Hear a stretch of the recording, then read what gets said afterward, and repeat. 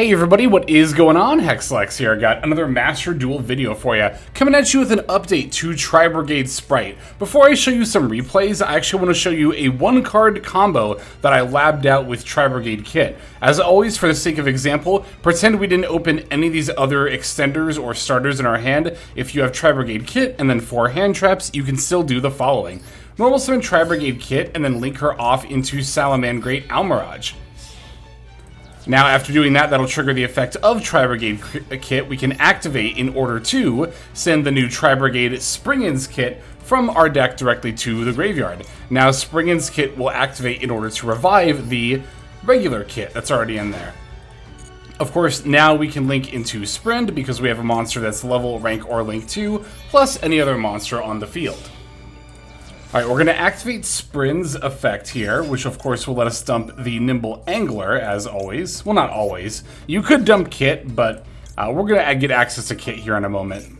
I mean, obviously we already did because we opened her, but most combo lines where you don't open Kit, you would summon her off of Gigantic. Anyway, speaking of Gigantic, we're going to make that now, using Sprint plus one of our Nimble Beavers. And now we're going to activate the effect of Gigantic Spright.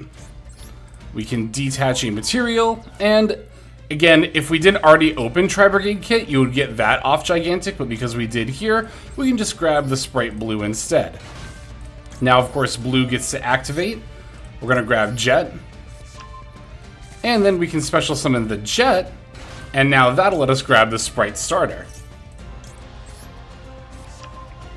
One important thing to note about Tri-Brigade Kit, by the way, is that after you use her effect, you can only use Beast, Beast Warrior, or Wing Beast as link material for the rest of the turn. So what I like to try to do is use as many non-Beast, Beast Warrior, or Wing Beast as materials as early as possible. So I'm going to try to leave this Nimble Beaver over here. We're going to link Gigantic Spright and Spright Blue into the Elf. Alright, at this point we can activate the effect of our Elf. We can revive the Tri-Brigade Kit. You definitely want to keep Kit outside of the zones that are underneath Elf, because we're going to put a bunch of Link monsters here. I do still need one more body here, so what I'm going to do is I'm going to activate Spright Starter. We're going to grab Carrot from our deck. Alright, now I'm going to link some in Pit Knight Airly, using Jet and Carrot as material.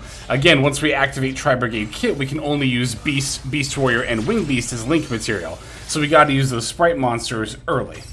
Okay, now we're ready to activate Tri-Brigade Kit. We're going to banish 2 from our graveyard, Springin's Kit and one of our Nimble Beavers. And now we can summon Ancient Warrior's Oath Double Dragon Lords from our extra deck. By the way, it's really important that you put Airly in a zone where it's pointing to the zone directly underneath Elf. If you put Elf in this EMZ, make sure you're putting Airly here, and then Ancient Double Dragon Lords here. Alright, now we can still link summon our IP Masquerena. We're going to use our Kit and our remaining Nimble Beaver to do that. Again, saving that Nimble Beaver for linking after using Kit's effect. And there you go, that's your one card setup if you open Tri-Brigade Kit. And actually, in this build, the only main deck Tri-Brigade monsters I'm playing are 3 Kit and 1 Springin's Kit, because Kit's a one card combo for this board. I'm actually also not even playing any other Tri-Brigade monsters in my extra deck, or any at all. The only specific card I have for the Tri-Brigade stuff here is the Double Dragon Lords. There's no need to, dump Nerval to add Karos, and then link into Ferrogy, and then use that. You don't have to jump through all those hoops anymore, thanks to the Tri-Brigade Springin's Kit. As you can see, the combo line becomes much simpler. Now that I've shown you the combo example, let's show you some replays. Okay, this is going to be a 4-turn going second game, a decent little bit of a back and forth, even though nothing's really going to happen the first couple of turns. You'll see what I mean here in a moment. So, we are going second here in the WCQs. Got the Fua and the Maxi, which is always good going second, but our opponent's on a hand that's really bricked. As you can see, they're not going to end up even making any plays. We've got plays of our own, but they're going to hit us with a Fuelos. So, at this point, I have a decision to make, how much do I want to play into Fuelos? And one thing I will readily admit is that On an open board state, it can actually be kind of difficult for Spright to OTK sometimes, and I know I can't OTK without giving them a bunch of draws. So what I'm actually going to do here is simply pass back to my opponent. I still got that Maxi plus Fua plus the Imperm to stop any plays they might have top decked here. It's going to be K917 Izuna. We're going to end up using the Imperm against that way they can't get the Lupus into the graveyard. Not even really worried about it for this turn, I just don't want to deal with Lupus on my next turn. So they're going to move straight to battle, and then set a card, and then pass. This kind of makes me think that one of their cards in hand is Fulos, because they would have had to have either had Izuna or the Face Down card. One of these two would have had to have been in their hand, you know, before they drew for turn, right? So, well, I guess they did Fulos us, so we literally did know that they had Fulos. Okay, I forgot about that. But yeah, the fact they didn't set a card earlier was also an indication that they were on Fulos. Anyway, I'm going to Fulos them because I know they're on K9 stuff and they could very easily make plays on my turn. We're going to go Normal Summon Tri-Brigade Kit, activate Spright Starter. Starter's going to get hit with the Ash Blossom, but that's fine. Of course, as we just demonstrated, Kit by herself is still full combo, so we're going to link it to the Almirage. Tri-Brigade Kit's going to dump Springin's Kit, which will then activate. Here, however, they're going to use the Lupus effect, so it was actually just in their hand. Makes me very glad I used Fulos on my turn. It's not something I do blindly on turn 1, fire off Fulos, but if I know that they're on K9 stuff, of course, then I'll definitely Fulos during my own turn. Alright, they're going to end up making Nosh Knight as their rank 5 of choice here. And thankfully, our draws do find us this Swap Frog. That means that I can special summon, because I have Ronin to dump in hand, and now I can special summon Jet and just continue making plays here. Alright, so we're going to link off the Almirage plus the Swap Frog into Spright Sprind. Now, Sprind F is going to activate dumping the Angler. My opponent was getting past priority here, so I figured their face down card was probably some kind of disruption. If it was called by, they definitely would have used it against the Angler. I was thinking Imperm would have also been used against the Sprind, so it probably wasn't that, but it turns out they were actually saving it for the Gigantic. Which I guess makes sense, because if you Imperm the Sprind, I still have the Jet, and I just make Gigantic that way. Oh, and they wanted to keep it low in attack points so I couldn't battle over a Nosh Knight. That makes sense. Okay, I get that. But I'm not really worried about the Nosh Knight here because I'm just going to make the Spright Elf. We're going to revive the Ronin, and then I'm actually going to overlay Ronin plus Beaver into the Onibimaru Soul Sweeper. Now I can activate Onibimaru's effect. We're going to banish the Nosh Knight, which will actually put the kit, the Tri-Brigade Kit, back into my graveyard. And as soon as I revive that, my opponent concedes. Now, here I will say that I didn't have lethal, but I could have easily set up a board state where they wouldn't have been able to come back, because they only had one card left in hand, so I could have, like, linked Jet plus Soul Sweeper into, like, you know, early or IP or something, and then Tri-Brigade Kit could have made, you know, Ancient Warriors Oath Double Dragon Lords, would have had to have been early here, Double Dragon Lords here. I don't think I actually have access to another Beast Warrior, or Wing Beast to then also make IP, but, I mean, we've got Imperm, we've got Starter for a negate through either Red or Carrot, so it should still be fine no matter what there. Alright, let me show you some more replays here. Alright, this will be some more comboing on turn 1, another example of that, with actual, you know, extenders in hand, right? We already showed off the 1-card combo with the Tri-Brigade Kit, but of course, if you have more cards in hand, you could potentially add more to your end board. Here we didn't open with the Tri-Brigade Kit, but you don't have to open Kit in order to still end on the Ancient Warriors Oath Double Dragon Lords there. They're going to end up using the Imperm on the Jet. I actually did not negate with the Carrot here because I guess Imperm's only once per turn, right? No, it's not. That's right. How do I always forget that? It's like one of the most used cards in the game. I can never keep that straight. Yeah, so I was thinking that if they had another Imperm, I'd much rather use it against the Sprind effect, right? Like if I link into Sprind and they have second Imperm, I would have much rather have had the Carrot for that. Like, not having access to the starter via Jet here is kind of annoying, but it ultimately won't change my end board much, really at all. Alright, so here we can make the Elf. We're going to dump the Kit. As you can see, we got the Kit off the Gigantic Spright. As mentioned during the combo line, if you don't open Kit, you just get her off Gigantic. There's not even really much of a point to dumping her with Sprind, because she's just going to go to the graveyard when you link her off anyway. But yep, here is the Airly. Now Kit's going to activate. We're going to summon the double Dragon Lords, revive the Beaver with Elf, and now we can link Kit plus Beaver into the IP Masquerena. And as you can see, because of the extenders in hand, we not only played through Imperm, but we also added Carrot to our end board. We got the Call By face down here as well. They're going to dump the Elf Note's Rhapsodia of Madness for Diabell Star. We're going to activate Elf in order to revive Jet, more as a pretense to use Airly's effect, which will not only negate Diabell Star, but also set her attack points to 0. Jet's going to get revived, and we'll use Jet to grab a Spright starter for follow-up. Okay, now they're going to normal summon the Medius the Pure and grab Elf Note Power Patron. As soon as that's on the field, we're going to activate IP Masquerena, and I'm going to end up making the SP Little Knight. That way I can activate her effect and just banish out the Elf Note Power Patron. They're going to activate Rhoda here. I'm actually still not going to use Carrot as they go to add Junk Maestro. Quite the pile deck my opponent's on, but yeah, I wasn't sure if that last card was maybe another extender that's a spell card, so just playing it safe, not using the Carrot. There's no need to here. As soon as they activate Junk Armor, we're just going to use Call By to banish that. And really at this point, all they have left is Medius the Pure to threaten some amount of my Link monsters here.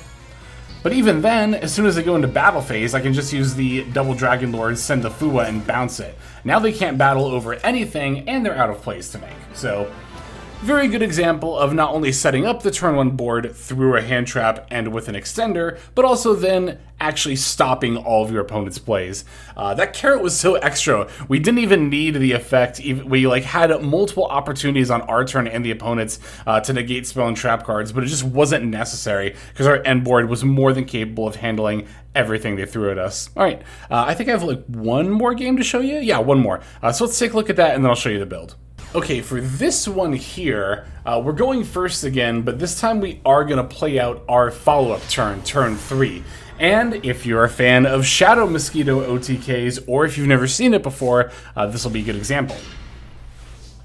Alright, so we find the starter and the Jet in our opening hand here. I'm going to begin with the starter. Unfortunately, they have an Ash Blossom, and in this hand I actually don't have another level 2 monster to accompany my Jet, so I really can't make any plays. Given that I've got double Fuelos, I'm definitely just going to not play anything and hold on to those in my hand here. Alright, they're going to normal summon the World Chalice Guard Dragon, to which I'm just going to fire off both Fueloses, because I don't know a lot about this deck, but I know they've got Link ones. So, also level 1, they could just be on a Link Kuriboh anyway. Sure enough, they are going to link away the Guard Dragon. It's going to be for Spirit with Eyes of Blue. Now, Spirit with Eyes of Blue is going to activate. They're going to grab the Mausoleum of White, of course. Mausoleum of White activating. And they're actually going to dump the Guard Dragon Justica, which they'll then revive with the World Chalice effect. Now Spirit with Eyes of Blue is going to special summon a Blue Eyes from hand. No idea what this deck is, but they are going to end up putting out a Baron de Fleur.